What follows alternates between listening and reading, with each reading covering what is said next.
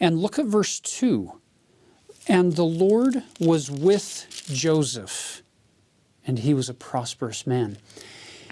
This is important. If you like marking your scriptures, there's a phrase that's going to keep coming up, a concept that's going to repeat, that you may consider at least noting in some way in your scriptures. And you found it there in the first line of verse 2. The Lord was with Joseph. Turn it over. Look at verse 3.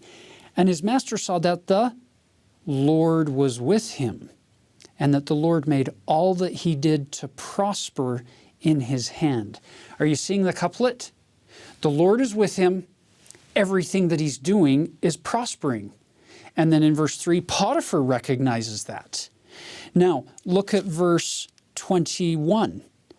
But the Lord was with Joseph and showed him mercy. This is when, after the Potiphar's wife experience that we're going to talk about later, we're doing a quick overview at this point.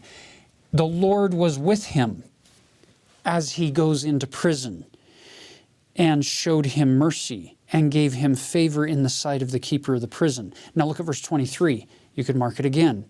The keeper of the prison looked not to anything that was under his hand. Why?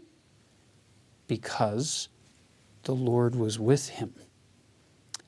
And all that which he did, the Lord made it to prosper. I can't tell you how many times in my life I have pled with God for the gift of Joseph. I don't even know what else to call it. It's this ability that Joseph is showing, this Christ-like capacity to always have God with you. You hear this in the sacrament prayer every Sunday, that if we'll take his name upon us, always remember him, keep his commandments which he has given us, that we'll always have his Spirit to be with us. I don't think it's rocket science. I think that's the formula right there that God himself has given us, to always have God with us.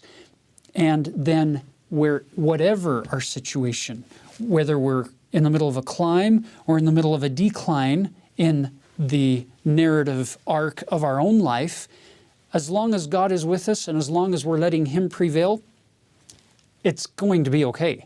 It doesn't mean it's going to be fun, doesn't mean it's going to be short. It just means God's going to prosper us ultimately. And in the end, those promises are sure.